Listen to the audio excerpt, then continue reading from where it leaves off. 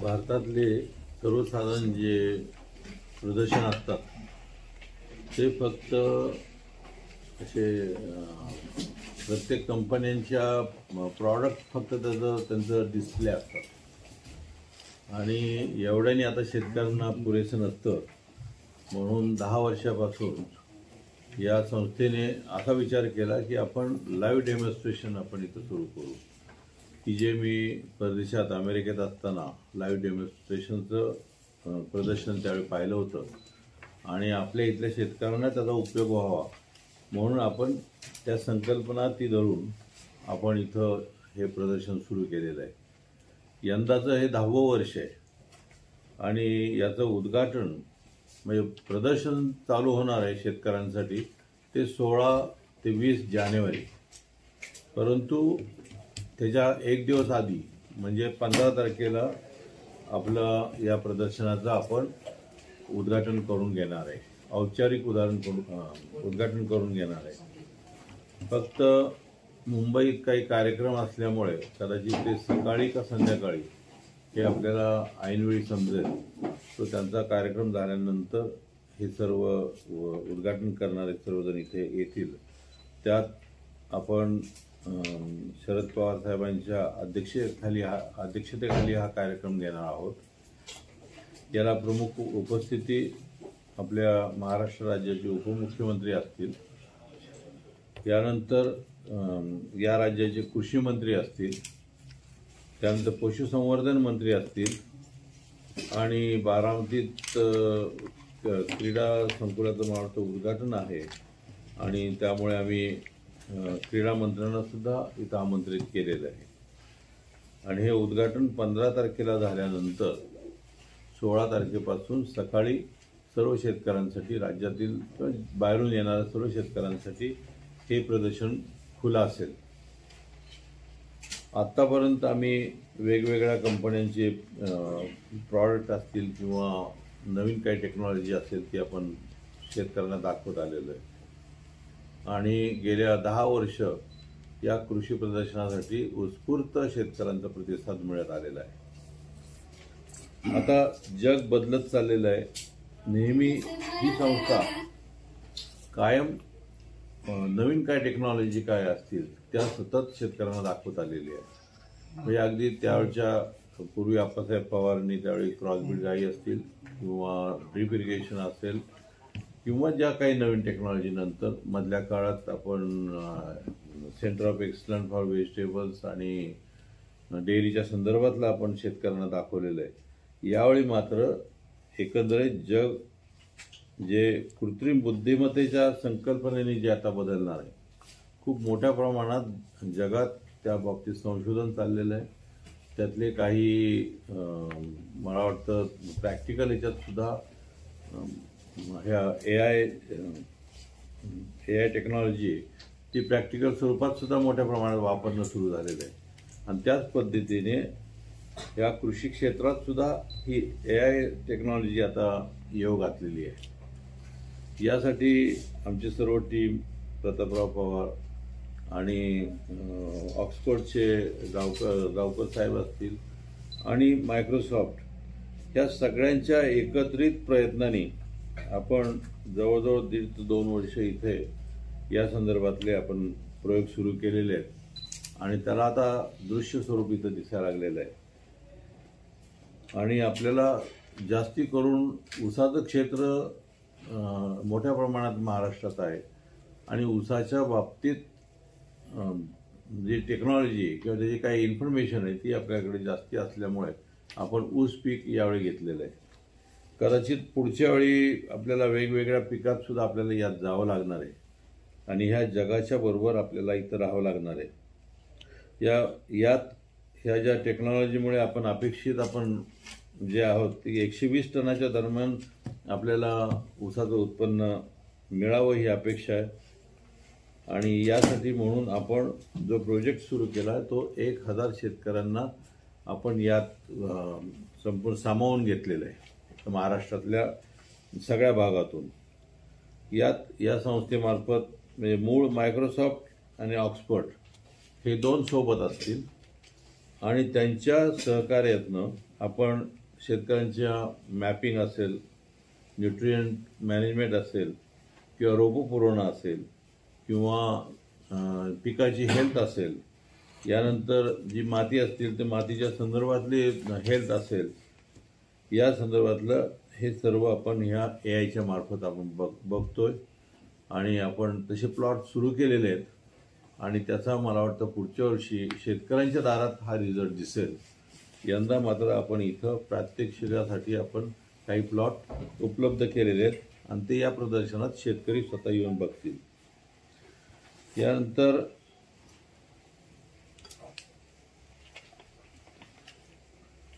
या centre of एक्सलन्सच्या ह्याच्या मार्फत आपण IoT, AR, VR यासारख्या ज्या व्हर्च्युअल रियालिटी आहेत, ह्या डिसीज ओळखण्याच्या संदर्भातल्या सुद्धा टेक्नॉलॉजी आपण इथे शेतकऱ्यांना ठेवणार आहोत, की जेणेकरून आता डिसीजसुद्धा हे आपल्या AIच्या मार्फत ओळखला जाईल, की जो आत्तापर्यंत शेतकऱ्याच्या स्वतःच्या अनुभवातनं तो कुठलाही रोग ओळखायचा आणि त्यानंतर औषधोपचार तो सुरू करायचा आहे.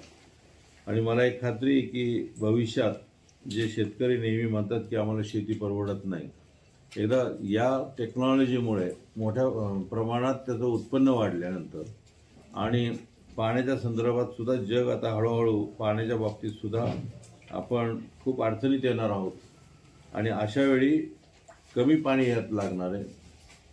यानंतर त्याचा जो खर्च आहे तुमचा खतांचा वगैरे, हाही या टेक्नॉलॉजीच्या मार्फत कमी येणार असल्यामुळे शेतकऱ्यांना शेती परवडण्यासारखी होईल अशी आमची आशा आहे.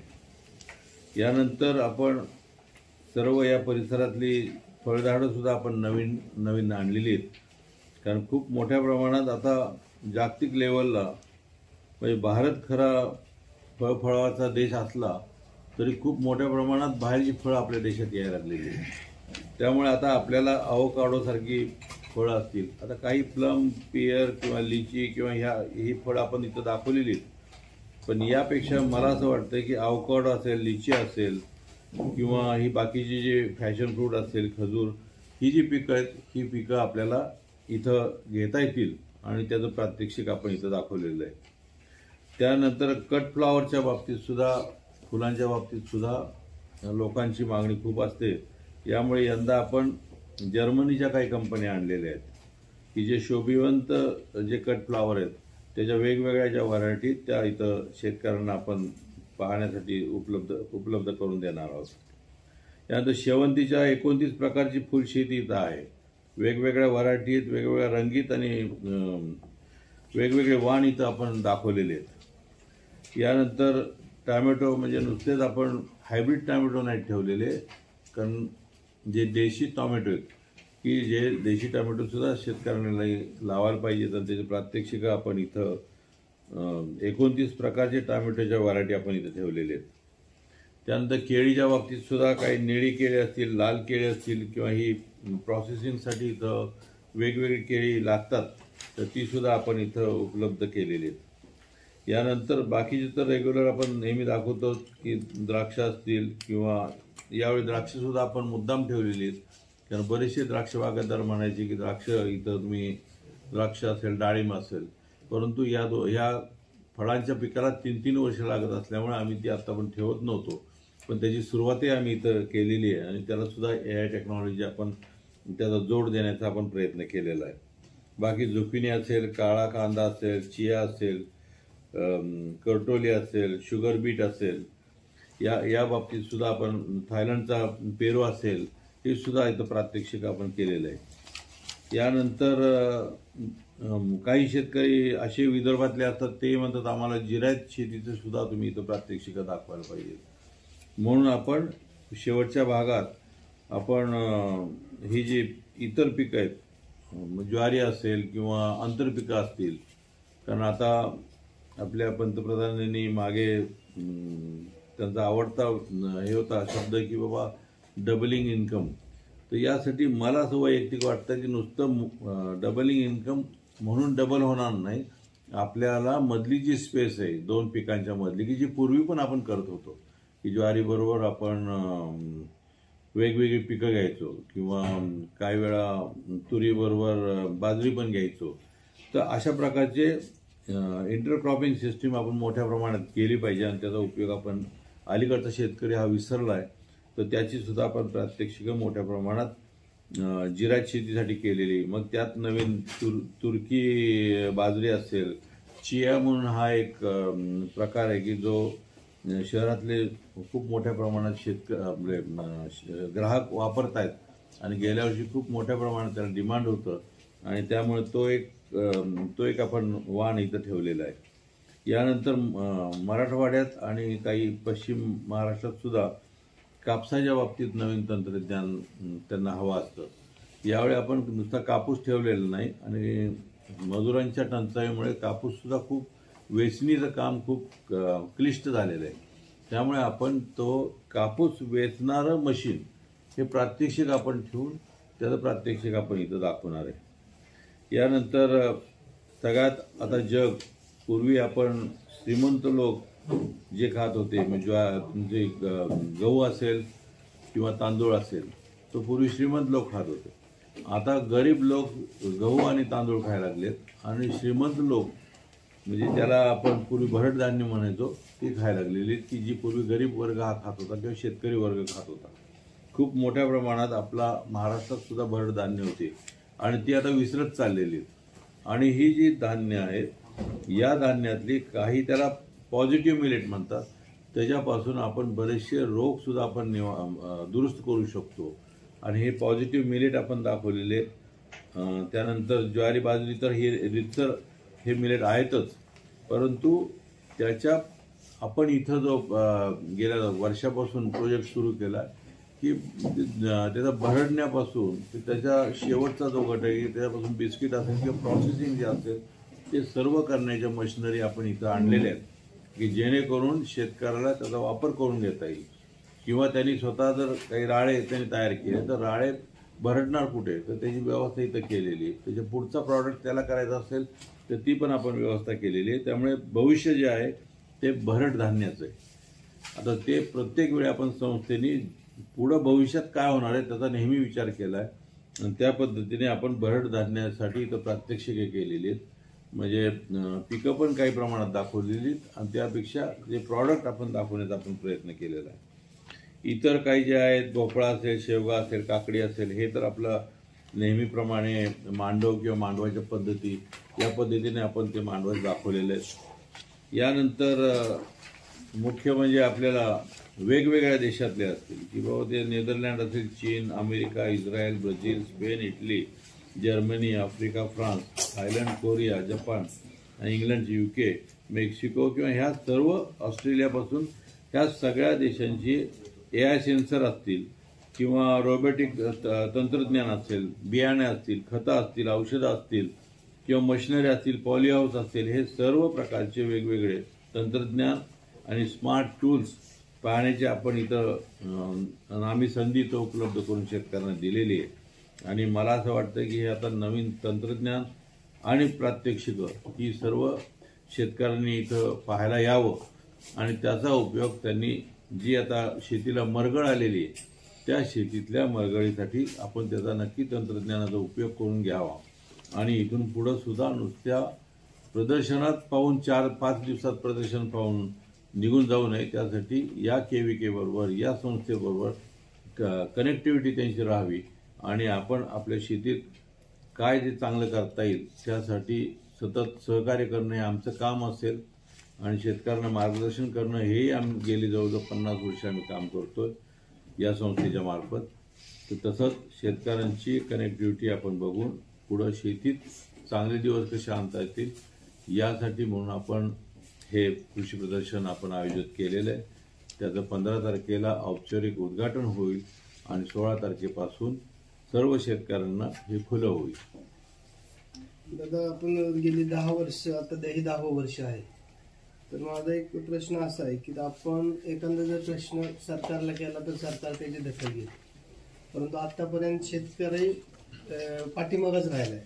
त्याच्या जर शेती माल असेल, फळमाला असेल किंवा त्याचं त्यांनी उत्पादन केलेलं कुठलं जर वाहन असेल तर त्याची जर प्रतवारीत उत्पादन खर्च काढला आणि त्याला जर मिळणारा नफा किती मिळाला पाहिजे, त्याच्या शेतीमालाला हमीभाव मिळण्याकरता आपण जर पाठपुरावा केला शेतकऱ्यांच्या वतीने तर त्याला शेतकऱ्यांना न्याय मिळू शकतो. यासाठी आपण प्रयत्न माझं वैयक्तिक मत असं आहे की जे आपल्या हातात आहे ते आपण करत राहू.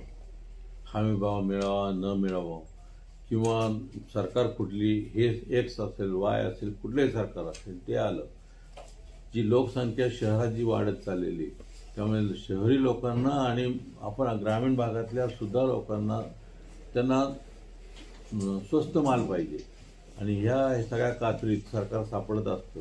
तर त्यासाठी माझं वैयक्तिक मत आहे की यात सरकारने तर सहकार्य केलं पाहिजे, पण ते वेगळ्या प्रकारचं पाहिजे. हमी भाव वगैरे हे ठीक आहे, हे द्यायला पाहिजेत म्हणून, पण त्यापेक्षा त्यांनी सरकारने हे आता AI टेक्नॉलॉजीसारखा वापर करून, आता समजा कांदा आपण घेतला तर कांदा नक्की अख्ख्या भारतात त्या दिवशी कळला पाहिजे की किती लागण होते. कारण खूप मोठ्या प्रमाणात जवळजवळ 10 ते 12 सरकारी माणसं ही एकेका गावातनं काम करत असतात. आता ते कसं काम करून घ्यायचं हा सरकारचा आणि त्या अधिकाऱ्यांचा हा विषय येतो. पण तो जर केला आणि त्याला जर कळालं की आज कांदा एवढी लागवड झालेली आणि अंदाजे त्याचं उत्पन्न एवढं या दिवशी असेल आणि ते पुढे इतके दिवस राहील, कांदा करायचा का नाही करायचा एवढं जरी कळालं तरी तो तोटा राहणार आहे किंवा तोटा येणार आहे असं जर पाहिलं तर तो कदाचित कांद्याची लागवड तेवढ्यापुरती थांबवेल. तर ही जी इन्फॉर्मेशन आहे ही इन्फॉर्मेशन शेतकऱ्याला मुख्य म्हणजे मिळाली पाहिजे. आणि मला असं वाटतं की हे सगळं आंदोलन, भाव, अमुक तमुक हे सतत गेल्या कित्येक स्वातंत्र्य मिळाल्यापासून चालूच आहे. त्यातनं बाहेर काय पडलंय? जे काय आहे ते नवीन टेक्नॉलॉजीची साथ घेऊन आणि जे चांगले शेतकरी असतील, शेवट चांगला शेतकरी असेल त्याला यश आहे. मोठ्या प्रमाणात पैसे मिळवणारे शेतकरी आहेतच ना, पण शेवट त्याला टेक्नॉलॉजी साथ त्यांनी जर घेतली तर त्याचा उपयोग होईल असं मला वाटतं. सामूहिक गटशेतीला पाठीमाग सरकारने प्राधान्य दिलं होतं, परंतु नंतर सामूहिक गटशेती सर्व 100 शेतकरी एकत्र आले, 1000 शेतकरी एकत्र आले, जर त्यांनी ठरवलं की बाबा कुठल्या भागामध्ये कुठलं पीक घेतलं पाहिजे तर कुठली शेती केली, मागं प्राधान्य घेतलं होतं, परंतु आता सरकार या बाबतीत मागं पडलेलं आहे. सरकार मागं पडण्यापेक्षा सामूहिक शेती म्हणजे एक मला असं वाटतं की कम्युनिस्ट टाईपच हा प्रकार आहे की जसं कम्युनिस्ट देशांनी सांगितलं की बाबा एकत्रित शेती करायची, सरकारची शेती करायची. शेवट मुद्दा जो आहे सामूहिक शेतीचा त्याचा अर्थ असा होता की तुम्ही एकत्रित खरेदी करा, एकत्रित विक्री करा आणि त्याचा उपयोग करून घ्या. पण शेवट प्रत्येक माणसाची मनं जुळली पाहिजेत ना. उत्पादन कुणाला विचारलं दादा, आतापर्यंत किती शेतकऱ्यांनी आपल्या कृषी प्रदर्शनाचा लाभ घेतलेला आहे? सुरुवात दरवर्षी त्यांना 2 ते 3 लाख शेतकरी येतात. म्हणजे आता आपण कसं धरायचं आणि त्यात जवळजवळ 30 ते 35% रिपीट असतात साधारण. दादा, शेतमजूर कमी झालेले आहेत आणि सरकार तर सतत वेगवेगळ्या योजना मोफत काढत आहे. त्यामुळे काय सरकारचं काय मोफत योजना वेगवेगळे काढत आहेत आणि शेतमजूर मला वाटतं ज्या दिवशी 15 तारखेला हे सर्व जे निर्णय घेणारे जे लोक आहेत ते सर्व इथे येणार. त्यामुळे त्या गोष्टीत मी बोलणं चुकीचं होईल आणि हे होतच राहणार आहे. होत राहून आता त्याचे काय परिणाम आहेत ते लोकांनी समजून घेतले पाहिजेत आणि ज्यांना राज्य चालवायचे त्यांनी समजून घेतले पाहिजे. पण घेतात का नाही ते बघा.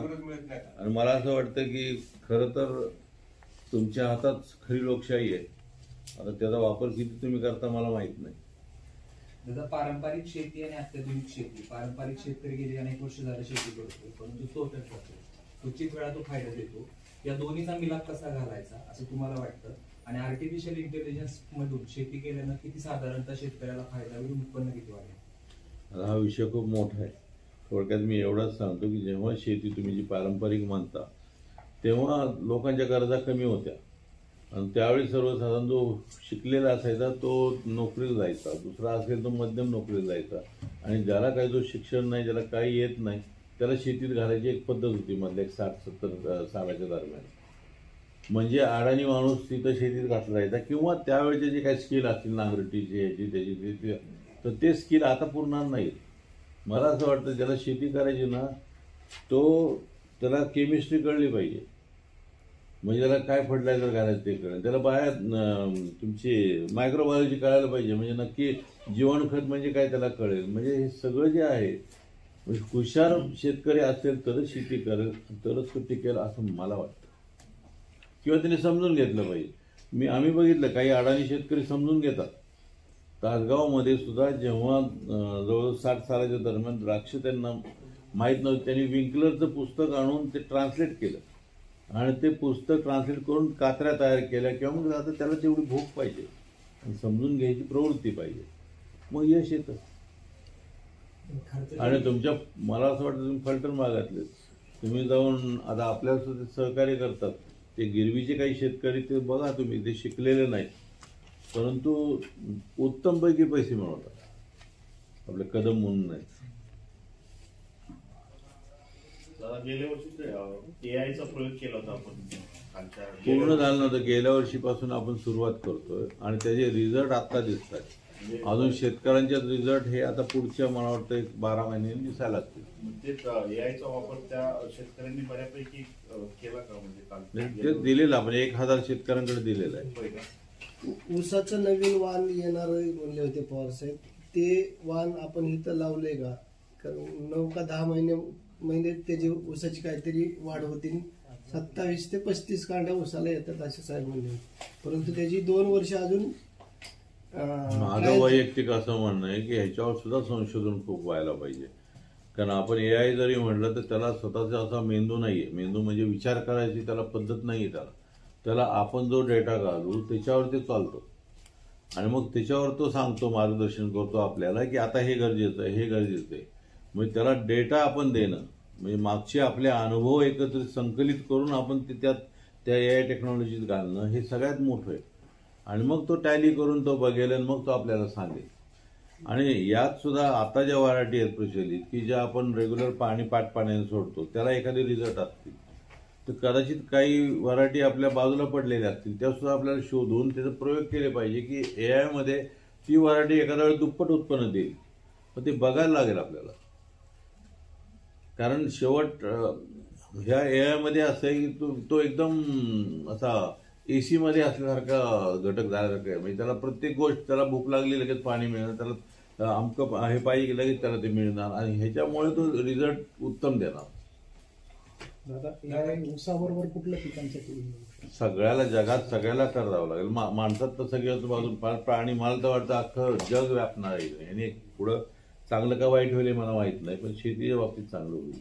दादा, केंद्र शासनाने एआयचे सेंटर उभारण्याचं घेतलेलं, पण ते काय पुढे काय झालं अजून नसेल. आताशी मला वाटतं ते जागतिक लेवलची मायक्रोसॉफ्टची आमची सर्व टीम गेली होती, नलवडे सर गेले होते.